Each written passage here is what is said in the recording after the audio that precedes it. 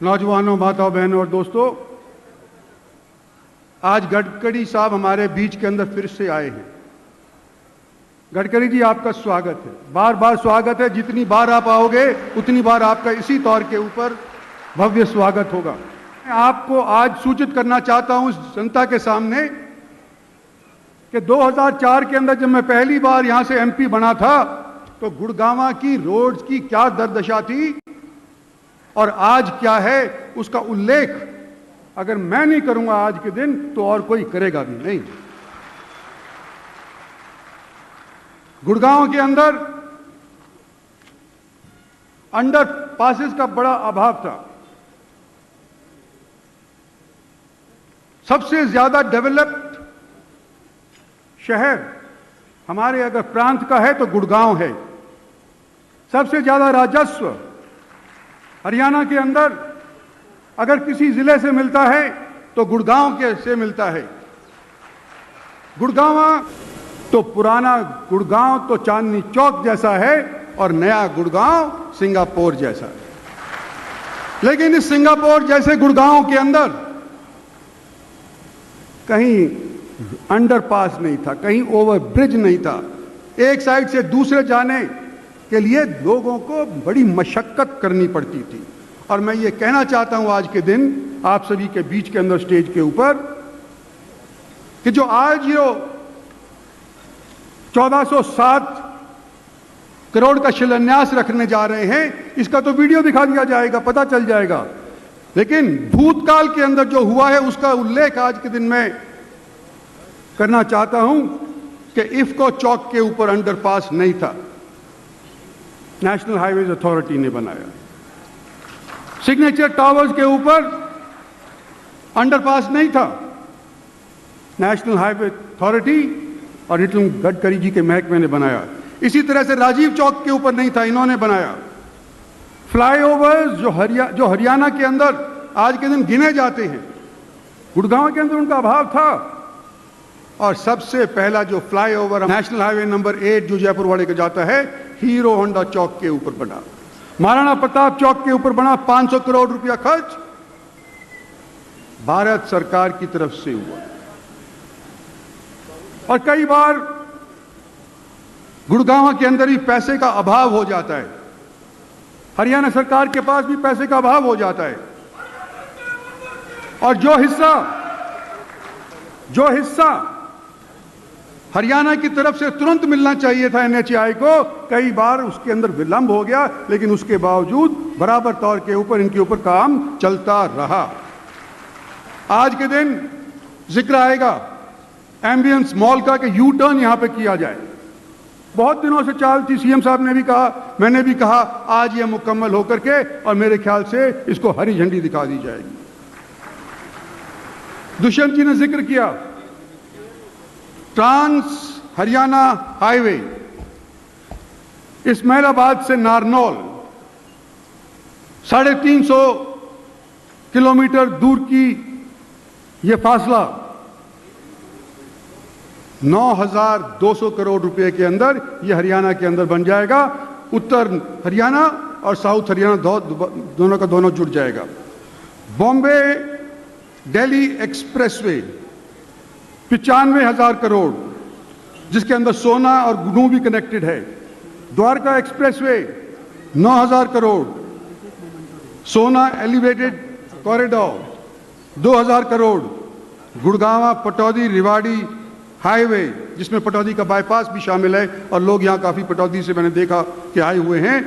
यह 1,600 करोड़ रुपए का भी इन्होंने मंजूर किया है। और रिवाड़ी पनियाला मोड़ 4,400 करोड़ रुपए का भी मंजूर इनके महकमे की तरफ से हरियाणा को यह सौगात मिली है।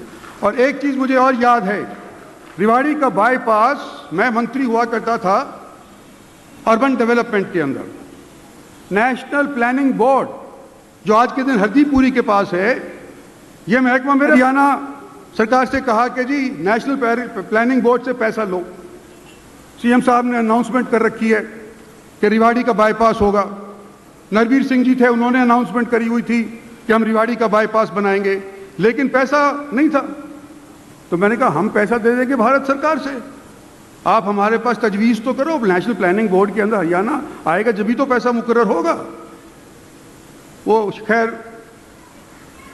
नेशनल प्लानिंग बोर्ड के ऊपर हरियाणा की तरफ से दरखास्त नहीं आई क्योंकि सूद ज़्यादा था, कहते हैं, मुझे नहीं पता, तो कहते हैं बाबू लोग कि भाई सूद ज़्यादा था, एनसीआर बोर्ड ज़्यादा पैसे ले लेता। और वो रेवाड़ी का बाईपास आज के दिन 950 करोड़ रुपए का अगर कोई बना रहा है तो national highway authority Nitin Gadkari बना रहा है। अब जब इतना ज्यादा काम में से हो गया तो कुछ आशाएं कुछ ज्यादा ही बढ़ जाती हैं, लोगों की बढ़ जाती हैं, यहाँ के प्रतिनिधियों की भी बढ़ जाती हैं। और मुझे याद है मैं भी हाल ही के अंदर यूपी के अंदर गया था, चुनाव के अंदर मेरी ड्यूटी लगाई गई थी कि जाओ फलानी जगह के ऊपर भारतीय जनता पार्टी के लिए तुम वोट मांग करके आओ। और मैंने क्या देखा कि जहां लोगों से वोट हमारे नेतागण मांग रहे थे, उनमें से एक चीज साथ साथ सभी लोग बोल रहे थे कि यूपी के अंदर देखो रोड्स कितनी बढ़िया बना दिए हमने। और इस नाते यूपी के अंदर भी अगर हमारी ये जीत होती है तो एक हिस्सा इस जीत के अंदर नेशनल हाईवेज अथॉरिटी और इनके महकमे का भी होगा, जिस तरह से वहां पर रोड्स बनी हुई हैं। लेकिन जैसे मैं डिमांड का जिक्र कर रहा था, बहुत दिया, अगर आज कुछ नहीं दोगे तो भी हम मंजूर करते हैं, हम आपका बार बार स्वागत करेंगे। लेकिन क्योंकि मैं जनता का प्रतिनिधित्व कर रहा हूं, आज के दिन जो मेरे सामने बात आई है, मैं समझता हूं कि उसका उल्लेख करना मेरा फर्ज है। मैं निवेदन करना चाहता हूं गडकरी जी कि एक तो पचगांव चौक के ऊपर आपकी आज की सूची के अंदर 1407 करोड़ के अंदर पचगांव के अंदर अंडरपास का जिक्र नहीं है। मैं निवेदन करना चाहता हूं कि आज की सूची के अंदर राठीवास चौक का भी जिक्र नहीं है। और मैं ये भी निवेदन करना चाहता हूं कि रेवाड़ी बगल के अंदर जिला पड़ता है, वहां पर सालावास के अंदर भी अंडरपास का जिक्र नहीं है। ये अगर आप मंजूर कर देते तो बहुत अच्छा बात। मैं समझता हूं लोग इस आशा से नहीं आए कि इसको मंजूर करेंगे, लेकिन मुझे पूरा यकीन है कि आप मंजूर करके इसको यहां से जाएंगे। और दो चार चीजें हैं जिसका मसला आप अच्छी तरह से जानते हैं। ये खेड़ की दौला वाला टोल प्लाजा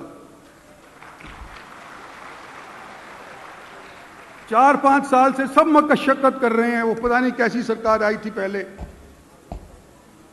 जिन्होंने कॉन्ट्रैक्ट दे दिया एक जिले के अंदर 20 किलोमीटर के दायरे के भीतर 3 जगह टोल लो। 2 तो टोल हट गए, लेकिन खेड़ की दौला वाला अभी तक नहीं हटा।